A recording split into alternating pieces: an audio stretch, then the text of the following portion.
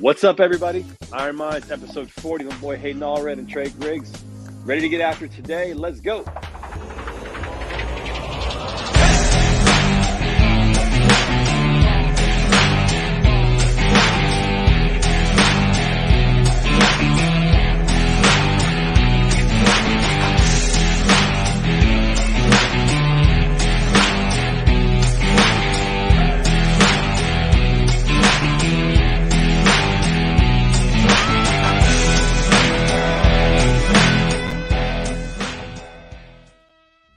Hayden, what's up, my brother? Are you ready for the day? Are you ready for this today? Oh, man, I'm so excited. We got a good show today, my man. We are so excited today. If you're joining us, welcome. Thanks for being here. As we say every week, Proverbs 27:17 is iron sharpens iron. So one man sharpens another. One person sharpens another. It doesn't be a man or woman. It doesn't matter. Brother, how you doing, man? Good weekend? Man is mankind, human. I think sometimes that gets lost in translation. I'm doing great. It does. That's right. It's a great weekend. Well, hey, listen, we got a special show today. All right, we got a guest coming in from Freight Vana, our friend Don Everhart, in just a moment. All right, we're going to bring him in here. But I got to tell you, listen, I'm not in my workout facility today. As you can see, I'm in my storage facility at home because my family and I, we started a new routine in the morning. Yep. And that is, I felt like I was being a bad dad. I was teaching my kids some bad habits. I want to teach them good habits. And so now we got a morning routine. We get them up at 6 a.m., which means my wife right now is getting them up. And they're going to come downstairs and we're going to do a workout. And so what we're going to do today, since we got the one and only Don Everhart joining us today to tell his story and to work out with us today, is I'm gonna go work out with him for a little bit. Let you guys have some time together to hang out, and then I'll be back here about 6:20 to jump on and say hi to you guys. So super excited today, man. And let's go ahead and bring the man himself in. Everybody give it up for Don Everhart. Don from the Vaughn. What's going on, guys? Good morning. Good to see you guys. I'm going to jump out. You guys have fun. All right. We're going to tear it up. What's going on, brother? How are you doing this morning? Doing good, man. How you doing? Good. Just getting warmed up, getting the day going. Get the garage up, here. a little chilly outside, get the blood flowing, we'll be good to go. Yeah, I've got a little bit of stretch going on, trying to loosen up. Had some good workouts this weekend. Spent a lot of time at the gym, probably, 4 or 5 hours in total between Saturday and Sunday. So, nice, dude. We're in a good spot. Home gym? I'm at the home gym today. Yeah, I got all kinds of gyms. I got 2 corporate gyms. I got the home gym. I got EOS. I just want to make sure that I can fall into a gym anywhere that I need to be at any time. I like that, dude. I like that. There's no excuses, right? That's why everyone shifted to the hard work from home. Me and Taylor got this one to save us back and forth time from the gym, even though it's really not that far, but it's been really nice. Yeah, for sure. How was your weekend? It was great, dude. My mom watched the little one, so me and Taylor got to have a date night, which is a little bit of a rare commodity. So we got to go try a new restaurant, new Texas Cajun place. It was delicious, and we got to come home.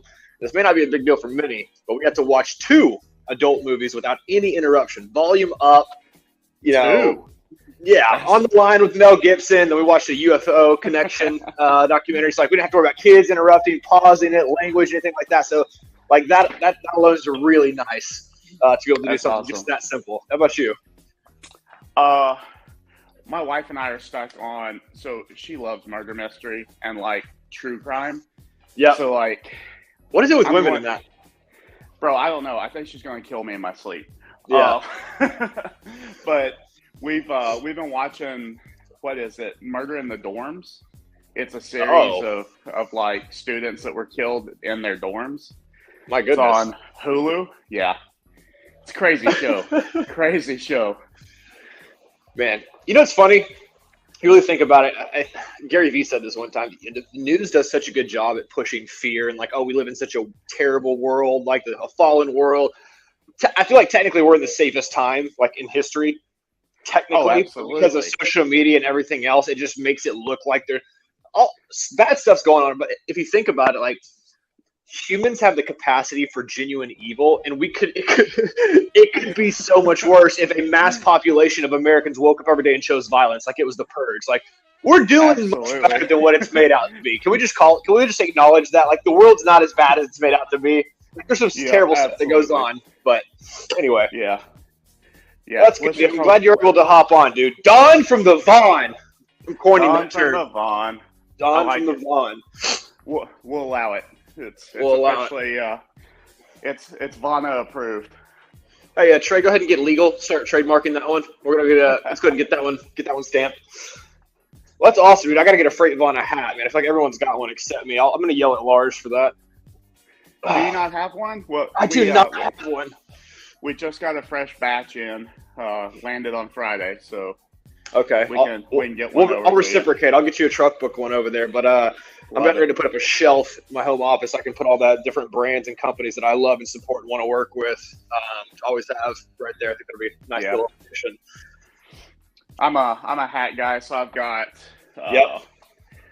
I collect Black Clover hats. Okay.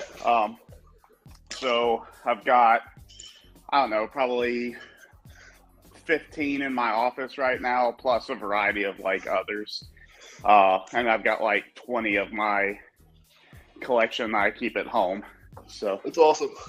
Yeah, I'm a hat guy. It's like, even at F3 where we first met, which was a fantastic event, dude. Had so much fun shot yoga. I've got a hat on. If I'm indoors, it's backwards because I don't want a bill in my face because there's no sun. I'm outside, it's forward. And I feel naked without a hat on. I guess call it baseball for 19 years. Like it's a habit now. Yep, exactly. I don't have to worry about the hair. Well, dude, I'm glad you were able to come on, dude. I definitely wanted to get you on. Kind of selfishly, honestly, like one of my biggest driving factors outside of you just being a really cool individual that I like cutting it up with. But, dude, to see people on their own fitness journey, to see them grinding daily, dude. I see your post. I see you in there I see you with the community of Freight Vaughn. I see you in there large. You're in there early mornings. I think it's like 5 a.m. at your house right now, isn't it? Yeah, 5:01 right now.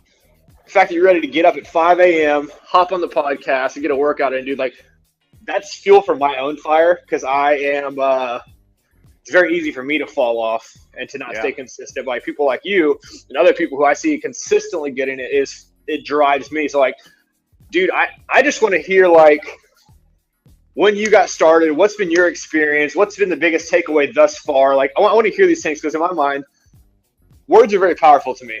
But sure, not everything I hear will resonate the same as someone else's words, if that makes sense. Like, I don't always have the right words or have – because, like, my whole – one of the biggest factors for this is I just want people to be inspired to go out there and change their lives. Like, whether it's one person, 1,000 people, I don't care. I'm not Joe Rogan. I don't ever care to be. But if through this conversation, meaningful conversation of like-minded individuals within the same industry can become somewhat of a catalyst for somebody else, I'm all for it. Sign me up. Absolutely, absolutely. So, hey, my story's a little interesting because when I was in college and stuff, like, I worked out a ton. Like, I was in really good shape, and then I entered the corporate world and just slowly kept gaining weight. Right, like you know how it is. Like you said, you find reasons to eat. You have an unhealthy like food relationship. That's my vice is food. Yeah, and then COVID hit, and I for a long time, like, I kind of sat right at like 340. Like, that was just kind of where I was defaulted at. And COVID hit, and I just packed on because I wasn't doing anything, right? Yeah. So I pushed up close to 400 at one point. So as we were kind of making this transition from being at Night Swift and starting Freight Vana, I was just upset with myself because I know better. Yeah. And I was literally like laying in bed one day and I'm like, no, like, today is not the day. And I've been following this one Instagram trainer that's like in my neighborhood, or not my neighborhood. He like lives 7 miles from me. And I'd been watching him for a while and like some of the results he was getting. And I was like, you know what? I'm going to hit this dude up. So I call him and he's like, hey, come over. Let's do a workout. He's got like a really nice, like fully kitted, like home gym. And he's got reasonable rates. He's like, come see me, see if you like it. So I'm like, all right, what time slots do you have open? He said 4 a.m. So, oh, okay. So it's going to be like this. I got it. So I roll over. It's 4 o'clock in the morning. I can barely see anything. Like my eyes are like they got sleep in them, right? Yeah. And I do what I would consider probably the hardest workout I've ever done in my life. Hell in yeah. that I came home and I was standing in my bathroom. I'm shaking, like legs are shaking, arms are shaking. Central nervous system is shot. Yeah. And I'm like, I looked at my wife because she was like, "Are you all right?" And I was like, "I'm not all right. I'm not all right. There's nothing about this that's all right. Like, I don't know that I can do this. Like, I may be too far gone." And I went to sleep that night. I got up next day and I'm like, "Nope, we're doing this. We're doing it." So Hell yeah. I started working out, and that was June. That was June of 21, right? So I'm closing in on about 18 months on the journey, right? I'm down 115 pounds. Hell yeah, dude. Right? So I float right around like 290, 295 right now, just depending on what water weight looks like. Such a drastic change in a relatively short amount of time. Oh yeah. But hey, the thing for me was it was simply the discipline, right? It's not motivation. It's not wanting it. It's just knowing what you have to do, sitting down and doing it. So I slowly worked up as I was losing weight. I felt I got better. I had better mobility. I wasn't like tipping over every time I tried to do like a mobility exercise. And it got to a point where I really enjoyed it. So I'm meeting with this guy 2 days a week, 4 a.m., right? But that was only part of it. The bigger part was, and the good thing is he's a certified nutritionist too. Nice. So I'm like, "Hey, what do I do with my food?" Right? And he's like, "I'm not putting you on a crazy diet. We're not going to change a bunch of stuff. I'm not going to take away everything that you enjoy in life. Like you've admitted you have an unhealthy relationship with food, but you know, let's figure it out for you." So we went on a simple like carb cycling program. Nice. Low carb, mid carb, cycling like that, and then one cheat day a week. And I've been able to stick with that for 18 months. There's nothing that I can't eat. If I want pizza, I go have pizza. Like, yeah. I have the discipline around tracking what I do. Yeah. Shit, dude, I eat more calories really than I was even previously in a lot of cases. Right? Because I would dip down I'd be eating like 3,000 calories. But then I dip down and I'd be eating like 1,500. And he's like, "There's no more 1,500 You would crash at 1,500 calories.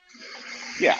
So I eat about 2,000 calories a day, 2,000 to 2,200, just depending on if I'm on a low or a mid-carb day. My fat stays pretty even. Yeah. But the biggest thing is my protein's through the roof, right? Like, gotta have that. For 220 grams a day, right? Yep. So... but yeah, then that's kind of like, I just fell in love with it. Like, and then, hey, I'm very fortunate that at Freightvana, I've got a fantastic support system, right? Dude, that's incredible. John and Shannon, when I told them what I was doing, they said, "Hey, one, you're a psychopath for 4 a.m." Because I refuse to change off of it. And I'll tell you why in a minute. But as we're going through it, I'm like, "Guys, like there's times I'm going to be like wiped out." And they're like, "Hey, you get to work when you get to work. You need to take an hour and a half lunch to go work out, you go do that." Like whatever, because your health is more important to us than our CTO just being like ass in the seat for the day. Right. That's incredible, dude. That speaks to the culture that you guys display too, man. Because I hate that word. It's come to the point where it's become an overused buzzword. But like you guys really do have culture there. When they give a damn about the people showing up every day and not just a number to complete a job or a role, the company can do great things. Absolutely. We're outcome centric, frozen up. Right. There you go. Oh, sorry. We're outcome centric. Yeah. Right. So no, as long as we're getting our outcomes, that's all that matters. Yep. Yeah. And then, hey, on the 4 a.m. 4 a.m. Yeah. Like, this is a life hack, right? Like people miss on this all the time. It's my very disciplined, focused time that I have twice a week, but there's no way for anything to ever interfere with it. What else am I going to be doing at 4 a.m.? Nothing. Sleeping. No one should be blowing you up at 4 a.m. If you have customers, especially in the logistics space, constantly blowing you up at 4 a.m., you set an incorrect expectation, or you don't have the right channels and resources in place. You did something wrong. Unless you're cradle to the grave freight broker and just completely servant leadership, and that's what your client base, because of their business model, demands, and you're good with that, dude, more power to you. I do not want to be hit up at 4 a.m. consistently. Nope. I'm not. Yeah. That's awesome, not dude. Ideal. So. And that's just more of a testament, because we've all been there to where it's like, oh, I don't have time. Dude, I want to start working out, man, but it's just like crazy busy. Like, bull crap. Yeah. Bull crap. There is literally no excuse. You can't. There's not. Take your butt to bed twice a week. Get up early. It's not difficult. Do you really think an extra hour or 2 hours of sleep twice a week is going to make a difference in your day? It's not. If you run 6 hours versus 8 hours, 5 hours of sleep versus 7 hours, like, you'll be fine. I promise. You know? I mean, that's like Lars has 2 smalls, right? Like, he only gets 5 hours anyway, right? Yeah. Right. So I see him functioning like that, and I'm like, there's nothing keeping me away from my sleep. Like, I'm going to get enough sleep. But I've also got a good support structure at home. My wife, Bree, like, you know. That's amazing, dude. She's dealt with the stuff where it's like, hey, yeah, we just had dinner. I'm going to bed. Because my alarm's going to go off at 3:08. And it's just, she'd rather my health be there, obviously, and me be around for a long time than get that extra hour of true crime on a Tuesday or Thursday. Yeah. That's incredible, dude. And that's one big tip I would encourage people, that if they feel like they have these variables and obstacles that are not allowing or fostering their own environment to support this. Because look, dude, let's just call it for what it is.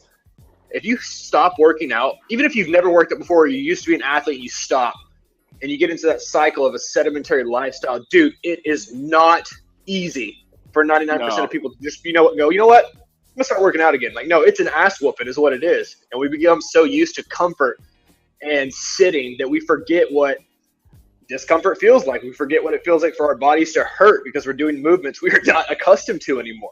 And then you get a solid, especially if someone kicks your ass the first time and you're miserably sore and hurting, that's super discouraging for the next 2 weeks. You don't want to move because everything hurts.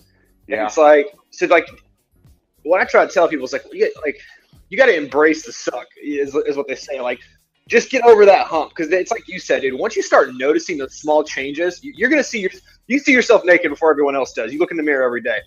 Yeah. I tell people, you should, if you're being honest with yourself and doing what you're supposed to do, you should be able to see changes in your own body in 2 weeks.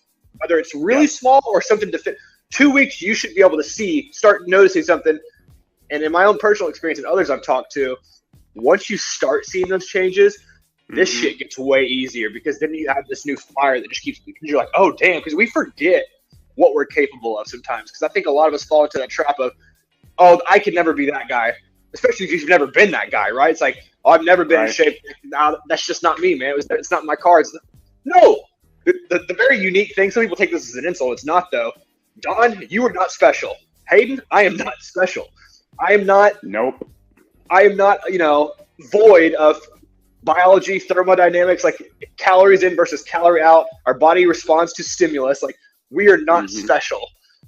Nope, not at all. Not at all. Literally anybody can get in shape. It just takes those small daily decisions, and they become easier and easier and easier the more you do them. Right. And hey, I think a place that we've missed largely as a society is even defining what in shape means.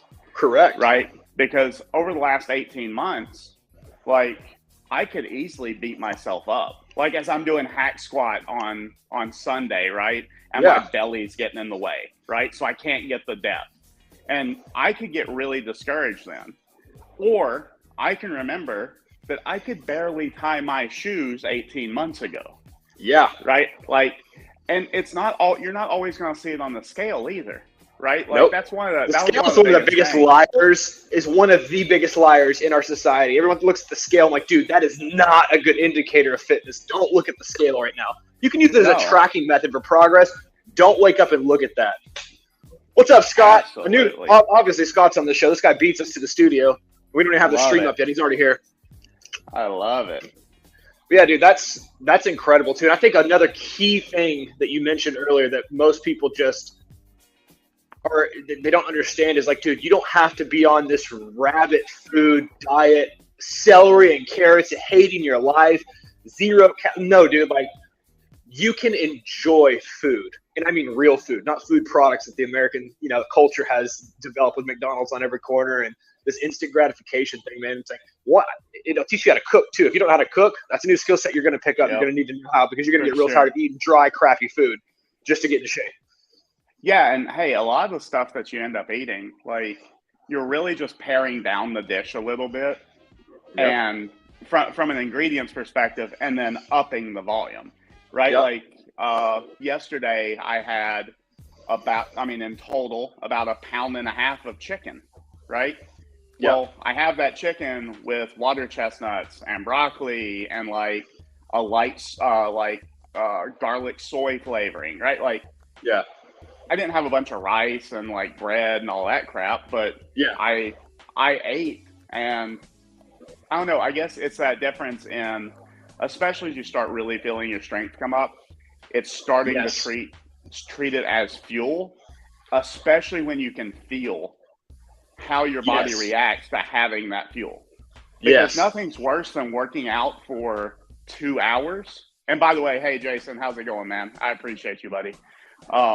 Saw him pop up a second ago. He's a great. Saw Victoria. Shout out to her over the parade.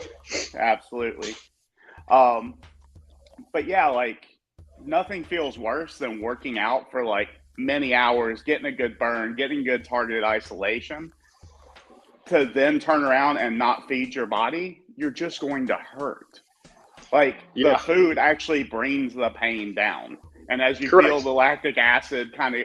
I mean, that's one of the major reasons for fluids, right? Like, people are always like, oh my God, I can't drink the gallon of water, or that sounds asinine. And it's like, that's not what you're doing it for. You're doing it to flush your muscles, provide a highway for nutrients getting to the muscles that you just tore down, right? It's really just a support mechanism. That's all it is. Here's a pro tip, too, for people out there. This is something I really struggle with, because when I got out of baseball in college, I didn't have a quote-unquote purpose to work out anymore. I'd always had my ass kicked with two-a-days, and I was told to do this because of this, and I knew it was because I needed to throw a ball and I needed to be in good shape to do it. Once that was done, I was selling cars. I was getting in the corporate world. I was on my ass for all hours of the day. This really happened when I was selling cars, to try that out. And, you're at a dealership for 12, 13 hours a day. Our owner would cater us food 3 times a week, and anyone who knows me is I am a bottomless pit garbage disposal of food. I will eat like it's heroin. Food is truly addictive to me. So that's something I've had about. I got up to 260 pounds, which to some people that might not sound a lot, but for me and my frame, dude, I was a big dude. And I can tell you, I hit that point in my life where I'd never been that heavy. I'd never been out of shape. And it's funny you mentioned about tying your shoes, because we know what we're doing to ourselves, but we like to bury it into this like subliminal dark space and just ignore it and it'll just go away. And we look for outside things to try to fix it or cover it up. But one day it got to the point where I got home and I looked myself in the mirror and I was disgusted. I was so pissed off, and it wasn't about how I looked. It was about the fact that I knew I was neglecting myself. Yeah, that's the first time in my life I had felt depression, and I got so angry and fed up finally to the point that the pain of change was less than the pain of my current state. And I just said, F it. I shut everything else out of my life. And I was single at this time, so I hadn't met my wife or had kids or anything. So I cut everything else off. I went into a hardcore psycho focus. This is the only thing that matters. If I'm not at work, I'm getting in shape. This is what I'm doing. Yep. And I lost, I think it was 38 pounds in 4 weeks. I went absolutely insane. And I was like, I will never let myself get to that point again, because that day I remember trying to get my boots off. We wear boots in Texas. That's right. Yeah. I was trying to get my boots off, and my gut was pushing so damn hard into my belt buckle, and it was so painful. And I came up from pulling one boot off and was legit out of breath. And I said, I'm drawing the line. Like, this is unacceptable. This is unacceptable. Like, who are you, dude? What happened? Like, what did you do to yourself? And that was kind of my catalyst for change. And then it's like, and there's been ups and downs, ebbs and flows. You know, the key to fitness is finding those consistencies, because it's not like a temporary thing. Like, dude, it's something you have to incorporate in your life. And you got to, big thing of it too is enjoying the process, like you mentioned earlier. Yeah. Oh yeah. It's probably the most important thing is learning to enjoy the process and understanding why you're doing this. Well, and also understanding that, like, you're not perfect. You're freaking human. No. Like, yeah. Like, it's funny because there was a time where for, like, let's say, I don't know, like 3 months, like, I didn't lose anything. I gained some strength. And I was afraid that I was disappointing my trainer, right? And I'm like, Robert, like, I'm sorry, dude. And he's like, don't be sorry. You're human. Like, you're traveling, you're moving offices. It's hard for you to stay on course with stuff. And I'm like, yeah, I'm trying to do the best I can. He's like, hey, best you can is best you can do. Like, just keep moving. And then when you can get dialed, let's be dialed again. And, it's worked out so far. Man, I love this conversation, man. I know. I love the conversation. I need a full hour with Don or more, because we could go down a rabbit hole. But one of my favorite quotes really ties into what you just said earlier, Don. And it's so easy in our world to get discouraged because, one, sex appeal is pushed in literally everything. So now we have this ordained version of what someone who's supposed to be in shape looks like, right? Less than 10% body fat, full 6'8" pack. It's all horse shit. One, to have that physique year round is very genetics driven, or a very strict diet and lifestyle. It's not easy. It can be done and to be done enjoyable, but it's not easy if you're from that. The quote from, yeah, for sure. Oh no, can you hear me? I think we lost. You're jumping around a little bit, but video feed. Okay. I hear Ernest Hemingway is there is nothing noble about being superior to your fellow man, found and being better than your former self. And it's just like what you said. It's like, yeah, you could be discouraged, but now I can do full mobility. I've got single leg deadlifts. My strength is up. I'm down 150 pounds in less than a year. That's absurd. That's incredible. Yeah, that would be that'd be gasoline on my fire personally. 115? 150 is the goal. I think Hayden's internet is struggling this morning. That's all right, Don. It's just you and me. We're going to take him out. I know, right? Let's go, buddy. Time for you and I to have a quick chat. You're right about that. It's like, do your best and forget the rest, and just keep moving forward. It's like sometimes people have a bad day or a bad week, and they're like, "Oh, forget it." No, just have a good day the next day. Like today's the only day I can control. All right, so absolutely, let's have a good day today.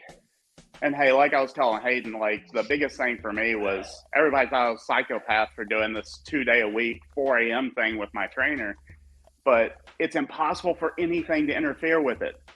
Right. Like, I have no excuses. It's not like, oh, I've got a meeting. Like, no, that doesn't happen at 4 o'clock in the morning. I'm a night person. I used to want to work out at night, but as life got more complex, as kids got in the picture, of course, and activities got in the picture, I would find that my workout was the one thing that would actually sacrifice. It wouldn't happen because of other things. But if I do it in the morning, it's done, right? And I can keep moving forward, which is great. Don, I'm so excited for you, man. And, if you get to a point where you want to participate in our Tough Mudder coming up in April, man, we'd love to have you on the team. We're going to have a lot of fun. It's going to be a blast. Yeah. Have a good time. Ooh, it looks like Hayden's back to say goodbye here because we're rolling. Sorry, the Google on the internet machine crashed. No worries, man. Good to have you back. Yeah, we got some. Yeah, Scott, look at this shirt, man. You like it? This is from Chris Mayberry, my friend.